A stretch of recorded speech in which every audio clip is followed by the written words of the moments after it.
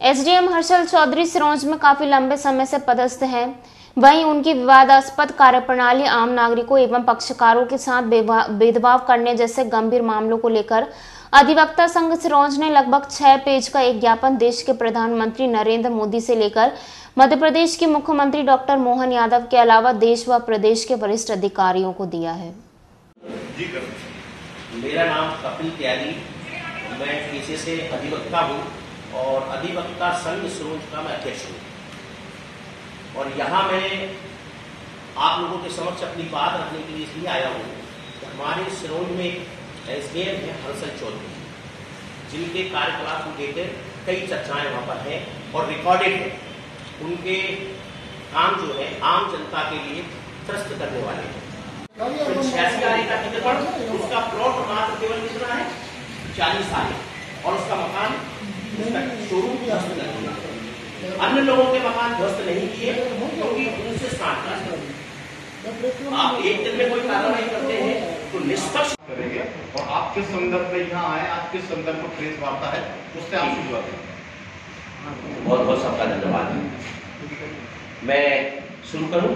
जी करें। मेरा नाम कपिल त्यागी, मैं पेशे से अधिवक्ता हूँ और अधिवक्ता संघ सिरोंज का मैं अध्यक्ष हूँ।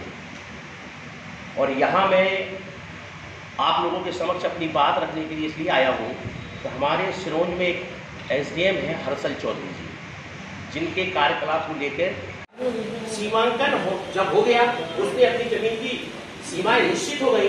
निश्चित होने के बाद उसने अपने प्लाट डिक्लेयर कर दिए, प्लाट डिक्लेयर आपने बना लिया।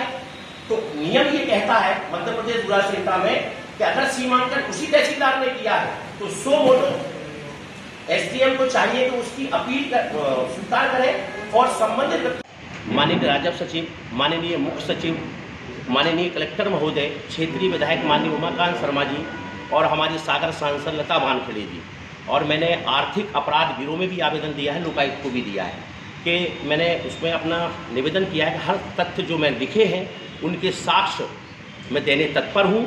ऐसे अधिकारी पे कार्रवाई होना चाहिए, ये मैंने आवेदन दिया है। और उनके कार्यकलाप के बारे में बता दूं आपको, मैं यहाँ अधिवक्ता संघ सिरोंज का अध्यक्ष होने के नाते अधिवक्ताओं की आवाज़ और जो पक्षकार परेशान हो रहे हैं उनकी आवाज़ उठाने के लिए यहाँ आया हूँ। और इस संबंध में हमने शिकायत की है। इसमें 12 में प्रस्ताव पास हुआ है 22 तारीख को। प्रस्ताव की कॉपी संलग्न मैंने अध्यक्ष जी को दे दी है।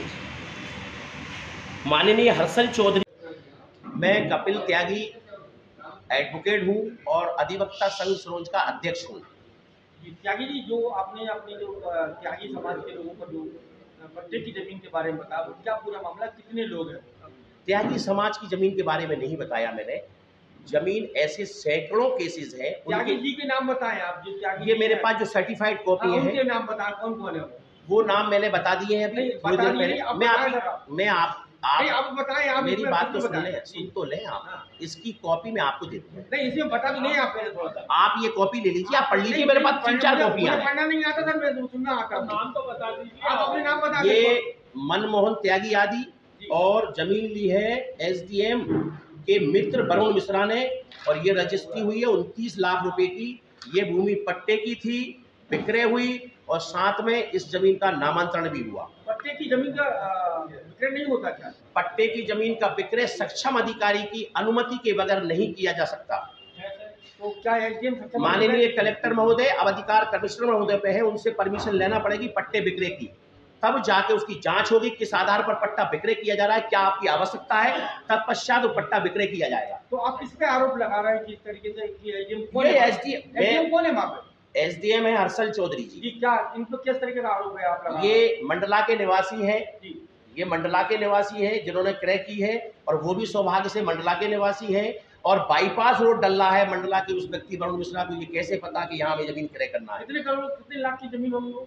ये वो जमीन तो खैर करीब 2 करोड़ की है, लेकिन विक्रय हुई है वो 29 लाख रुपए में। अब मैं आपसे बात कर रहा हूँ, आपके ऊपर कितने आपराधिक प्रकरण पंजीबद्ध हैं? मेरे ऊपर वर्तमान में एक प्रकरण माननीय उमाकांत जी द्वारा पंजीबद्ध है। वो एक असत्य रूप से न्यायालय में गतिशील है वो प्रकरण, और उन्होंने ये कहा था कि कपिल त्यागी जी ने मुझे धमकाया है। ये न्यायालय में गतिशील है वो प्रकरण। अब न्यायालय उसको सिद्ध करेगा कि मैंने धमकाया था या नहीं धमकाया। कारण क्या रहा? अब इस संबंध में अपन ज्यादा गहराई में न जाएं। ज्यादा गहराई में, जब आप जो- उसी की गहराई में जाते जो हैं, प्रकरण मैं भी तो उसी की गहराई में पहले जाऊंगा ना, आप जरूर नहीं। आदरणीय मेरी सुन तो ले। हाँ, जो प्रकरण न्यायालय में गतिशील है हाँ। उसके संबंध में टिप्पणी करना उचित नहीं समझता। आपके द्वारा कितनी कॉलोनी संचालित है तथा कितने कॉलोनी में मैं आपकी भागीदारी है? कॉलोनाइजर हुई नहीं, आप रिकॉर्ड पता कर लें, आप तो चौथे स्तंभ है। अगर मेरे नाम कोई कॉलोनाइजर लाइसेंस हो, आपको ये ज्ञात होना चाहिए कि अधिवक्ता एक्ट के अंतर्गत कॉलोनाइजर नहीं बन सकता हूं मैं, ये आपको पता होना आपके द्वारा चाहिए। कॉलोनी काटने के नाम पर कितने लोगों से एडवांस ले रखा है आपने? आप प्रश्न करेंगे, दूसरों का प्रश्न लूंगा क्या मैं? आपके द्वारा पुलिस अधीक्षक के साथ मारपीट की गई है, जब भी कोई प्रकरण दर्ज है आपके ऊपर? किसके? पुलिस आरक्षक के ऊपर कभी कोई मारपीट नहीं की गई, कभी कोई मारपीट नहीं की गई। मामला पंजीबद्ध है। कोई मामला वर्तमान में नहीं है। मेरे ऊपर मात्र सिंगल अपराध पंजीबद्ध है, वो भी माननीय उमाकांत जी ने मेरी शिकायत की है। इसके अलावा अगर हो तो आप रिकॉर्ड देख लें, थाने मालूम कर लें। सर ऐसी जानकारी मिली हमें, अभी हमने जानकारी जुटाई कि रात को 9 बजे आप कोई पोस्ट डालते हो और सुबह उसको डिलीट कर देते हो, इसका क्या? ऐसा कौन सा रिकॉर्ड है, आप मुझे बता दीजिए। अरे जानकारी मिली सर हमें, ऐसा कोई अगर आपको ये जानकारी दे तो यहाँ प्रश्न इस बात का नहीं उठना चाहिए। अगर आपके पास प्रमाण नहीं है तो कैसे आप आरोप लगा देंगे एक अधिवक्ता के ऊपर? आप कैसे लगा देंगे रिकॉर्डेड आरोप? अगर आपसे किसी ने कहा है तो आप उससे पूछिए प्रमाण। मैं आपके सामने आया हूँ प्रमाण लेके, आप बगैर प्रमाण के कैसे आरोप लगा देंगे? वकील साहब, ऐसे कितने मामले होंगे जिस पे एसडीएम साहब ने नामांकन किए हैं, दोबारा पहले अरेस्ट कर दिए, फिर कर दिए, टोटल सैकड़ों की संख्या में कॉपी नहीं दी जाती, सर्टिफाइड कॉपी मांगते हैं, नकल नहीं देते। तो क्या उनको अधिकार रहता है कि वो कैंसिल करने के बाद दोबारा उस पर आदेश कर सके? उसके लिए विधिवत आपको परमिशन लेना पड़ेगी ना।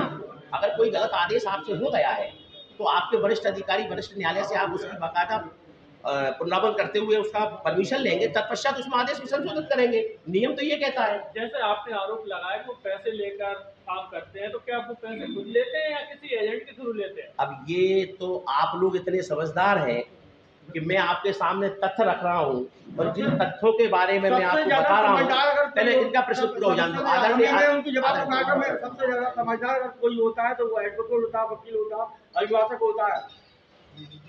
जी जी, सबसे ज्यादा समझदार कोई होता है, अभिभाषक होता है, वकील होता है, एडवोकेट होता है। ऐसा तो मैं कह सकता हूँ कि पत्रकार बंधु समझदार होते हैं। मैं हाँ, विधि का ज्ञाता जरूर होता है, अधिवक्ता विधि का ज्ञाता होता है। ये नहीं कह सकते कि सब समझदार हो सकता है। जैसे जो भी क्यों जैसे जो